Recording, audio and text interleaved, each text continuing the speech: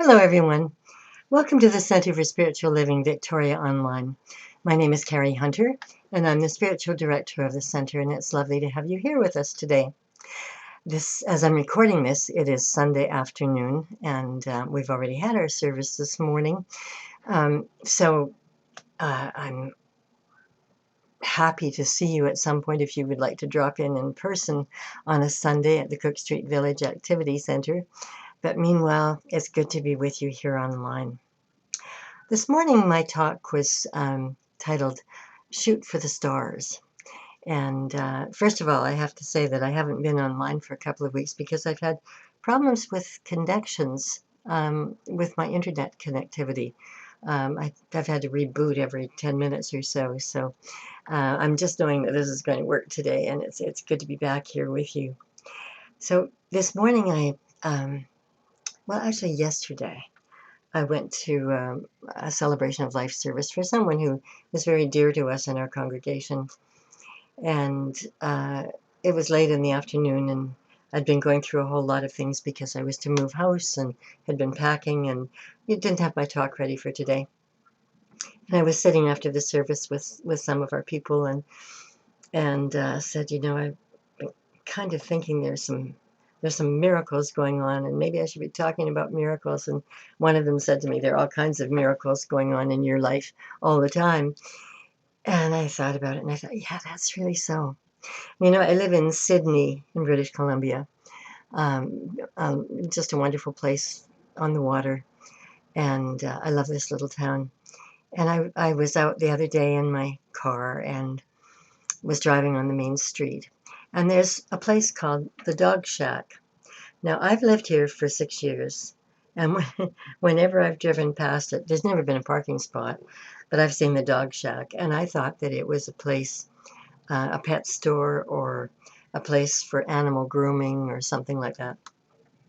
Anyway, there was a parking spot there the other day, and the hardware store was just a few doors up the street. So I got out of the car there, and lo and behold, the Dog Shack was not a pet store or anything related to it. It was a hot dog stand.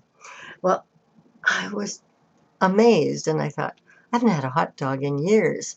So I went up to the window and ordered one, a house dog, and you could have with it ketchup, mustard, relish, fried onions, sauerkraut, chili, any combination of those things for $6.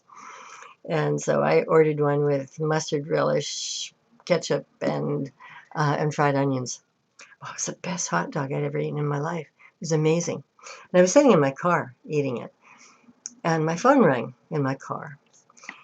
And I picked up the phone, and the voice was that of my landlord. And he said, there's something I want to talk to you about.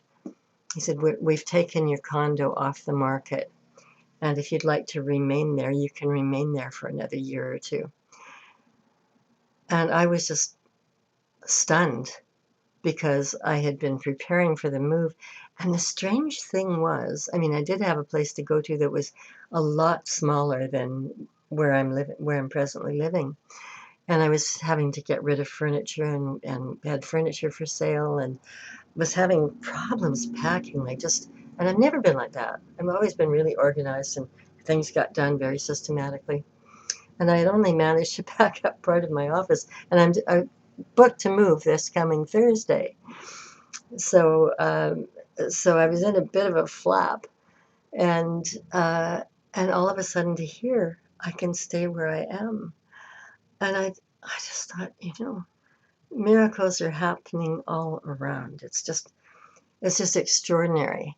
And I really was in tears because I love the place where I live, and the thought of having to get rid of so many things and of a big move when I'm working all the time, blah, blah, blah, blah, blah. I was in this poor me, Velcro to the forehead kind of mood. And I thought, no, they're just angels all around. Everything just feels so right. And then what was remarkable was I had dinner with friends last night, and my friend David said, I said, I said to Joanna way back in January, Carrie's not going to have to move. She's not going anywhere. She's staying right where she is. And you know, Joanna thought, well, that doesn't really make any sense. She knows she has to go when she finds a place. And anyway, today I talked about this at our center because I was talking about some kind of miraculous things, some that are fun and some that are not so fun. And uh, and after the service today, several people came up to me and said, we were praying that you would be able to stay where you were. And I said, well, I wasn't praying that because I felt it would be out of integrity for me to do that, um, because that could be hurting my landlord in some way. And so I was just praying and in gratitude to God for having a wonderful place to live, a place that I would love and be happy and comfortable and so on. And anyway, it worked out absolutely perfectly in every way, and I'm just so very, very grateful. So I was thinking about, shooting for the stars, which, again is the title of my talk for today. And I thought, how often do we shoot for the stars? There's this saying that I heard a long time ago, it was probably on a greeting card, shoot for the moon. The worst thing that can happen is that you land in the stars. And I was thinking, heck with that. Why don't we just aim for the stars in the first place? Because to me, that's much more exciting than landing on the moon. And as I had been unpacking one box last night, I came across a book by Neville Goddard, really one of the absolute greats in metaphysics. And he was talking about creating things. And he said, he said, in order to do so, we have to respond to that yearning that is deep inside us. He said, remember, he said, it's a burning desire. Absolutely a burning desire. It's fire in the belly. He said, that's what brings it all together. And I thought about that and I thought, yeah, it's that passion. It's the passion that we need to have for whatever it is that we want to create in our lives that really propels everything into being. And he said, remember when you were a child and you thought everything was possible. No one had told you yet that it wasn't. And you dreamed all kinds of dreams about the things that you would do and the things that would happen for you in your life. And then people started to say, no, that's not going to happen. You can't do that, and for whatever reason. And so you stop believing in it. And he said, what we have to do is to recapture our childhood faith. He said, it's absolutely critical that we do that. He said, we're living in a kind of a blip in the possibility of what we can be, of all that we can be, because we have all of the potential for miracles in our lives all the time. There's absolutely nothing that needs to stop us from that. And I was going back to a previous career in miracles and that I called miracles in my life. And I've often said for 17 years, I had a plaque on my desk that said, do not believe in miracles, rely upon them. And I ran an international television festival, which is now called the World Media Festival. And it was in Banff, Alberta. And it was for the business. It wasn't for the general public. And it was a remarkable event. And I didn't know what I was doing. When I was offered the job, I said, what is it? Describe it to me. And the person who was hiring me said, we don't know. It can be anything you want it to be. And I said no for a while. And then finally he talked me into it. And he said, there'll be a little bit of travel. And I thought, oh yeah, I'll probably have to go to Edmonton and Ottawa. Well, a couple of weeks later, I was in Berlin and then Paris and then London. And that all of a sudden my life was taking on this global experience that I hadn't ever really considered. It was like I was just thrust into it. And I had been a journalist, and so I tended to hang out with journalists when I went to different markets and festivals and so on, because we understood one another. But also that worked very well for the festival because I got lots of ink out of it. And And as I was thinking about some of the funny things that happened, because I would just always say, I don't know what I'm doing. I mean, I'm just flying by the seat of my pants. Whatever is happening is happening. And I think it was the third year of the festival. I was in Los Angeles, and we had decided that we were going to give Mary Tyler Moore's studio um, an Outstanding Achievement Award, because at that point they were producing superb television. And so I called the studio. I spoke with their communications vice president, a man named Larry Blaustein, who was just lovely, and made an appointment to go and see him. And one of my board members said, "Look, I can get you a hotel in LA for $79 a night. It's called the Beverly Sands Hotel." And I said, "Okay, fine." The price was right. So I arrived in LA at night, rented a car, asked the car rental agent how to get to the Beverly Sands Hotel, and he had a map and he drew it. I mean, this was before GPS, before Siri was there to help. And so he drew a line on the map about how to get there. It was fairly straightforward. And so I arrived at the hotel and I got out of my car and I looked and I thought, wow, look at this. I mean, there were these canals with pink swans that were sailing along the canals. It was extraordinary. And walked into the lobby of the most spectacular hotel that I'd ever seen. And I thought, George must be really something to be able to get a place like this for $79 a night for me. So I went to check in, and the desk clerk said, "I'm very sorry, but we don't have a reservation for you." And I said, "Oh, no, no, I said, "It was made by a man named George Chapman. Please look again." And he looked again, and he said, "We don't." And he said, "I'd be really happy to have you stay with us tonight, but we have a full house. We don't have an empty room available."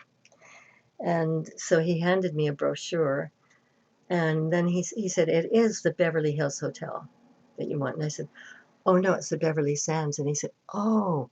So he told me how to get to the Beverly Sands. And he was very gracious, and I took the brochure with me.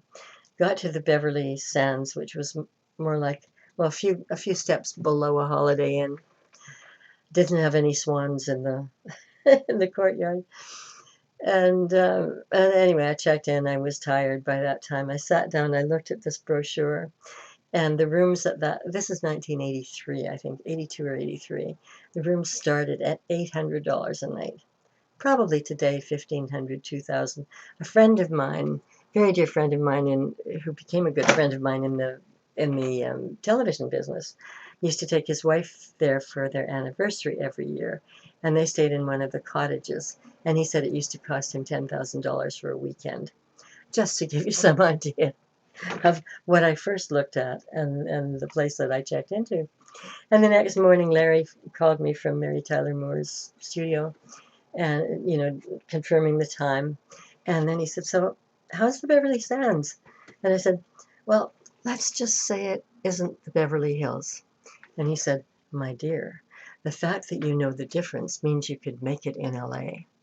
Well, I didn't tell him how I knew the difference.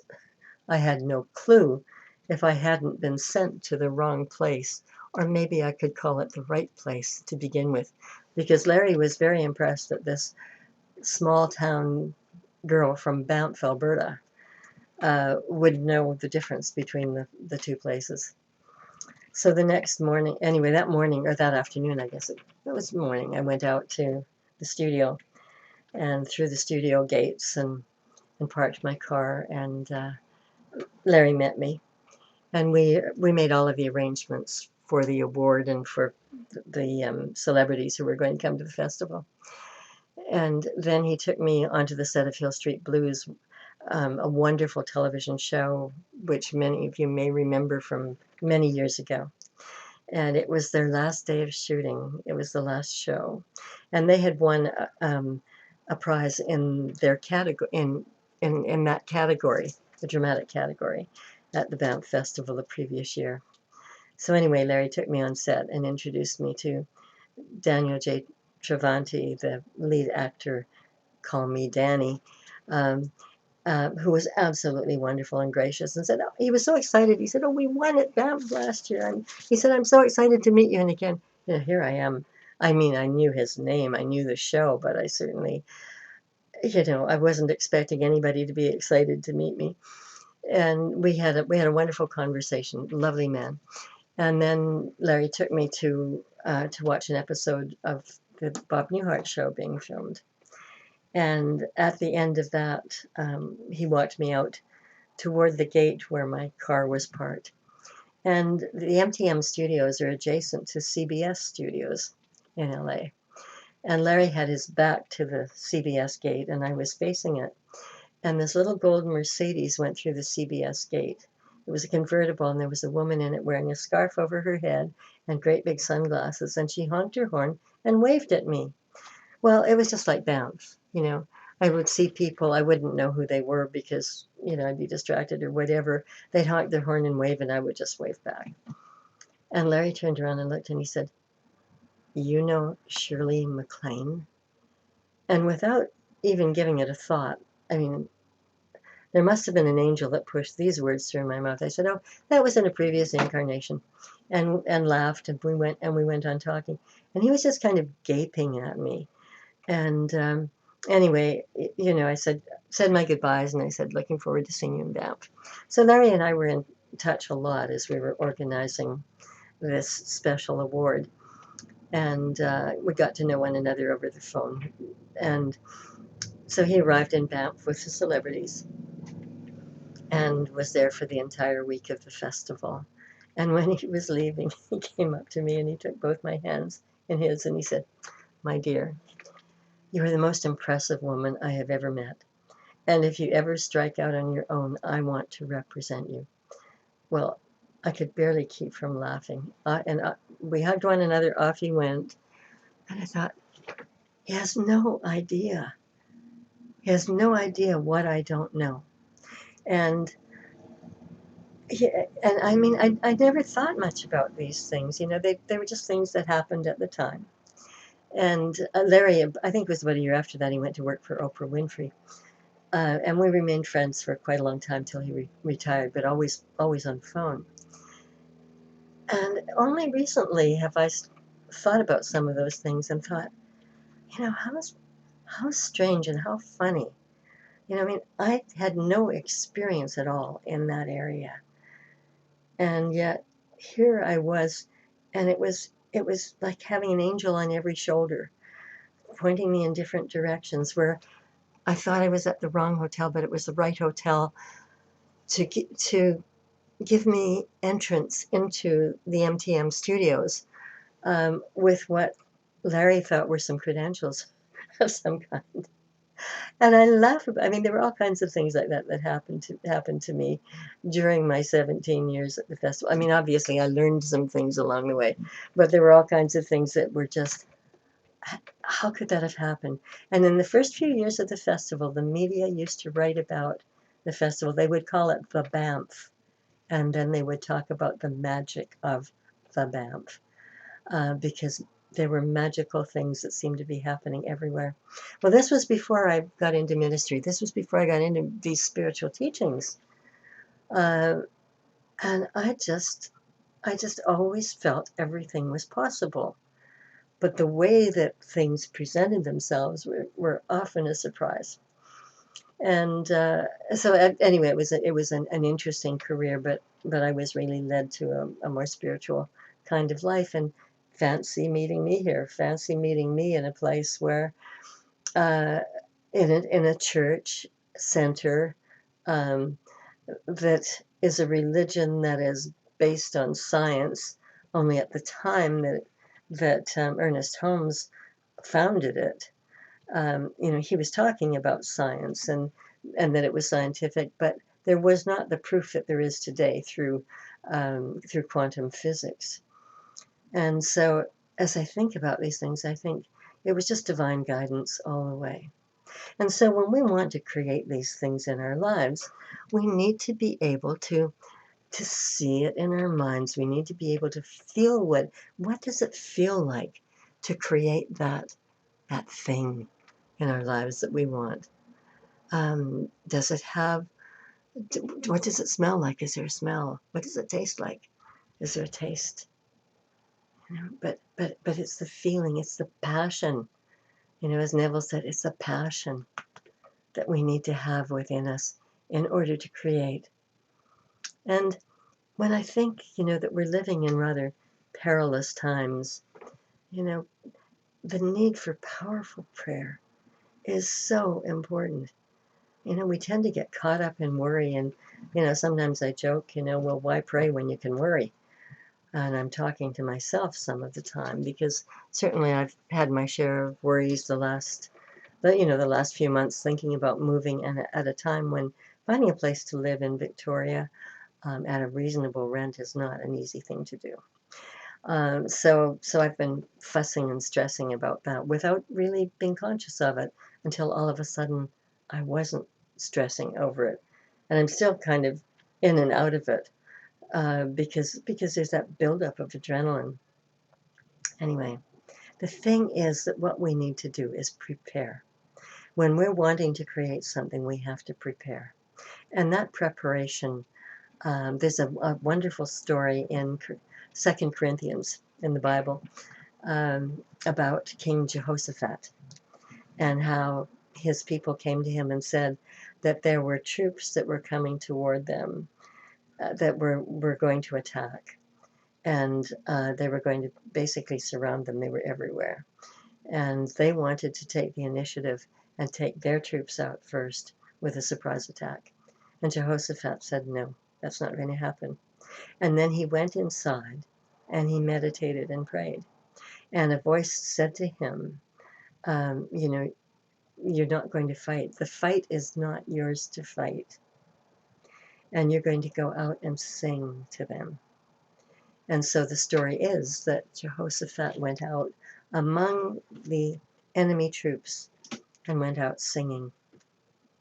And there was no fight of any kind. And so I was looking at that, because the Bible is filled with metaphor. And I thought, that's really a metaphor for be still. Go into the stillness, be still, and know that I am God. And when we go into that stillness, we do get messages. We get the message about where we're to be, what we're to do under every circumstance. But we need to always be connected. And, there's a book that's been written called Ask and It Is Given. And of course, that's based upon a biblical quote of Jesus, ask and it is given. But in Aramaic, the translation, and of course, the teachings of Jesus were written in Aramaic. And the translation in Aramaic is, ask and it is given, is claim it. Isn't that different from ask and it is given? Claim it. It's already yours. It's already there in the invisible. Reach out and bring it in. Do what it is that you need to do to bring it in. It is yours. And I kind of think of it as a claim check. If you go into a lovely restaurant or to a concert and you check your coat and you're given a little ticket so that you can go back and claim it afterward. You don't think that your coat's not going to be there. It's going to turn into a watermelon or something when you get back there. You know that your coat is there. And when you present the ticket, it's given to you. So we claim it. We claim the coat with the ticket. So we have this ticket within us. It is that which gives us everything. It is the divine givingness of the universe. It is spirit. We're containers of spirit. And when we claim something as ours, and when we see it, when we feel it, when we have the passion for it, the fire in our bellies, then it begins to come from the invisible into visible form. It manifests. And so if it doesn't, if we're saying, well, how come it works for other people and it doesn't work for me? The question we have to ask ourselves always is, do we feel that we're worthy? Because quite often if we don't, if we're not receiving things that we think that we want in our lives, it's because at some level we don't believe that we deserve them. We think that, oh, well, somebody else needs it more than I do, or I'm not good enough, or I'm not enough. Um, I haven't done enough good in my life to deserve all of these things. Well, you are. By virtue of the fact that you were born, you're good enough. We are all born deserving wonderful lives. And it is not a bad thing to desire wonderful lives. I think often of Oprah Winfrey saying, I can never be poor enough to make somebody else rich. And I'm everything that I was without money, now that I have money. And more so. She is able to give so much, to do so much for other people. And so when we have a great deal in our lives, whatever it happens to be, we have more to share with others. And so let it be good. Let it not be bad stuff to share. Let it be good stuff to share. And this morning I asked our congregation to go to the lab, and I provided them with a sheet with a piece of paper and an envelope, and I asked them to write down something that they wanted to create in their lives, something they really wanted. And then I asked them to put it in the envelope and seal it, and to hand off that envelope to someone else. And the someone else was not to open that envelope. And then I said, at the end of the service, when you all get up to go and have your tea and coffee, I want you to just hand off that envelope to somebody else. So no one has a clue who wrote anything. And I had written one for myself as well and handed them out to people. And then I asked everyone to, in the coming week, to look at whatever it was, whatever the prayer was that was inside the envelope, and to bless it and to accept it as a prayer for the person who wrote it. And they would have no clue over who that was. And then for us each to see what kinds of changes might be happening in our lives and be able to share them. Now, I know that with you at home that it's not that easy to do, to take a piece of paper, put it in an envelope, share it with someone, and have them share it with someone else. If it's possible among your friends, your spiritual community, people that you know and care for, then by all means do it. But otherwise, perhaps just write that down, what your greatest desire is, and go inside and, be still and know the presence. And maybe take it and put it under a crystal, or under something meaningful for you, something that you really care about, or slip it inside a spiritual book. And just basically it's release. You're releasing it from yourself out into a higher power. Now that higher power is within, but it is also everywhere around. And when we release it, then we stop worrying about it. We don't have to focus upon it. We know that there is a higher power at work. So I invite you to experiment with this. What a good time to do it during the summer, when we tend to be, feeling happy about the warm weather, and something shifts in us during the summertime. So today I just wish you all of life's blessings, and may all of your dreams come true, and may you start seeing miracles appearing in your lives. Just know that it's there for you. Thank you for joining us today, and I hope that one day you'll drop in to see us at our center. And if you would like to make a contribution to us, we always welcome them, because that's what keeps us afloat. It's what helps us to build our center and to grow it into something significant in our community and in the world, to make it a shining light in the world. So let's all shoot for the stars together.